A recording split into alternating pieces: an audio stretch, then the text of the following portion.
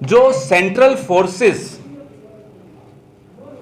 Polling day पर polling booth पर जिनकी ड्यूटी लगती है, वो त्रिपुरा राइफल्स भी होते हैं, अलग अलग जो सेंट्रल फोर्सेस आते हैं, हमारी सूचना है कि उन सेंट्रल फोर्सेस को हिदायत दी गई है कि आप पोलिंग बूथ से दूर खड़े रहिएगा, और जब शाम को 1.5 किलोमीटर दूर, और जब शाम को बक्से जाएंगे तो गुजरात पुलिस के या होम गार्ड के देखरेख में जाएं। सेंट्रल फोर्सेस का उसमें कोई भूमिका नहीं रहेगी। हम मांग कर रहे हैं चुनाव आयोग से कि राज्य चुनाव आयोग को वो निर्देश दे कि इस तरह की कोई भी त्रुटि अगर हुई या इस तरह का कोई षड्यंत्र रचा जाएगा तो हम सब देख रहे हैं, गुजरात की जनता देख रही है, गुजरात का जो सजग मीडिया है, निडर मीडिया है, वो देख रहा है और पूरा विश्व देख रहा है।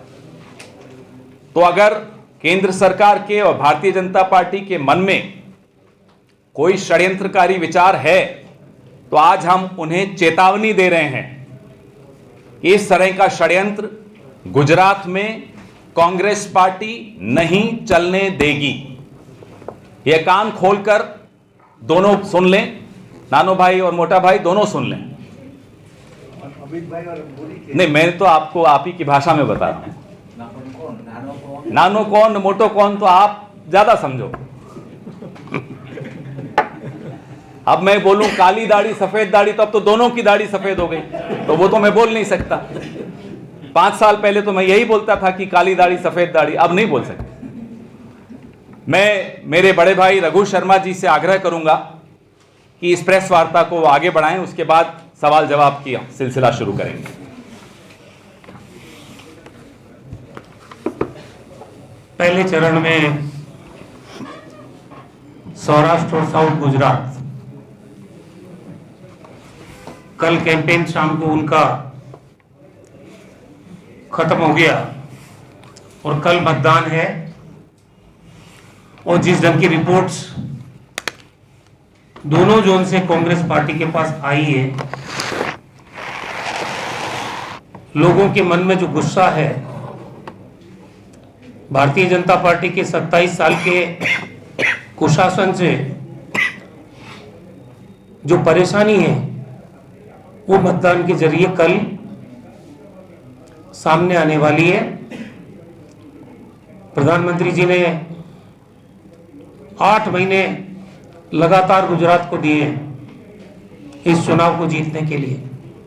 गृह मंत्री जी लगातार गुजरात में बने रहे हैं और अब तो पूरी दिल्ली खाली हो गई।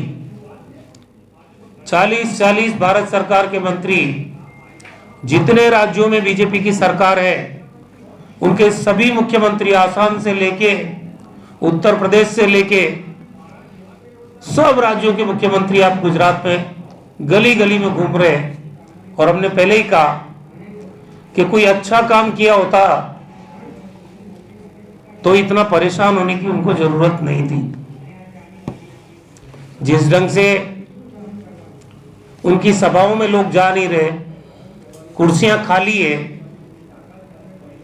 उनकी जो गौरव यात्रा थी 10 दिन के लिए तय की थी, 7 दिन में उनको खत्म करनी पड़ी। जनता का समर्थन भारतीय जनता पार्टी खो चुकी है गुजरात में। और उसके इतर कांग्रेस की जितनी पब्लिक मीटिंग्स हुई है, सबके विजुअल्स है मेरे पास। हमारी उम्मीद से ज्यादा लोग कांग्रेस की सभाओं में आ रहे हैं और ये इस बात का स्पष्ट संकेत है कि 27 साल बाद इस चुनाव में गुजरात की जनता ने परिवर्तन का मन बना लिया है।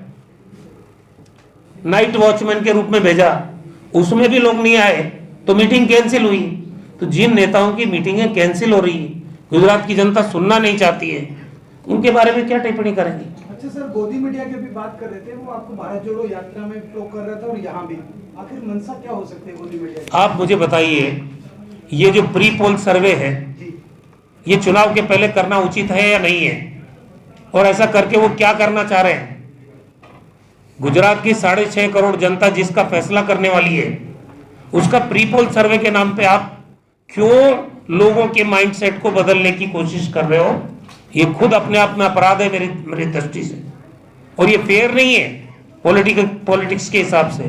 तो ये जो आप गलत काम कर रहे हो तो गोदी मीडिया ही कहलाओगे, और क्या होगा? सर, सेंट्रल फोर्स का आपने जो बताया जिक्र किया, उसके लिए आपने इलेक्शन कमीशन में फरियाद की है या करने वाला? आज हम लिख के दे रहे हैं। दूसरा सवाल, कल मतदान के बाद कांग्रेस ने ऐसी कोई रणनीति बनाई है कि ईवीएम की सुरक्षा के लिए कांग्रेस वर्कर्स को वहाँ खड़े रखेंगे या कुछ? देखिए, हमारी बूथ मैनेजमेंट की जो टीम है जो हमने बनाई है पिछले 6 महीने से, वो तो वहाँ तैनात रहेगी। लेकिन अगर होमगार्ड के हवाले अगर आप मत पेटी कर दोगे तो क्या हम यहाँ युद्ध थोड़ी लड़ेंगे? निर्वाचन आयोग का मतलब क्या है फिर? ये उनकी जिम्मेदारी है, संवैधानिक जिम्मेदारी निर्वाचन विभाग की है। ये कांग्रेस के कार्यकर्ता का दायित्व नहीं है, ये निर्वाचन विभाग का दायित्व है। मेरा यह आरोप है कि केंद्र में बैठी हुई सरकार बिल्कुल जानबूझकर अनभिज्ञ हो जाती है कि इस देश में सामाजिक विषमताएं कैसी हैं, आंख बंद कर लेते हैं। और यूं मैं बहुत छोटे परिवार से आता हूं, मैं आम आदमी हूं, ये सारी बातें करते रहेंगे। लेकिन जब आपके हाथ में कलम की ताकत है, आपने उस ताकत का दुरुपयोग किया और आर्थिक रूप से, सामाजिक रूप से जो विषम परिस्थितियों में जी रहे हैं, उनके भविष्य को बर्बाद किया। आप कुछ कहना चाहेंगे? ये ईडब्ल्यूएस को आपने स्टडी किया है क्या? राइडर्स कितने लगाए हैं? कहने को तो घोषणा है, लेकिन उसका लाभ लेने जाओगे तो परेशानी कितनी आएगी। और हमारी जो कांग्रेस शासित राज्य हैं उसमें जितनी भी इन्होंने राइडर्स लगाए थे, राइडर मुक्त कर दिया हमने। असल में हमारे यहाँ उसका लाभ मिल रहा है जहाँ कांग्रेस की सरकार है। बाकी सरकारों में आप जितने राइडर हैं, उन राइडर के रहते हुए इसका लाभ मिल ही नहीं सकता किसी को। लेकिन इसका असर चुनाव पे नहीं पड़ेगा? चुनाव में असर जब पड़ता है जब इसका लाभ मिलता किसी को। ये भी एक जुमला है। Thank you.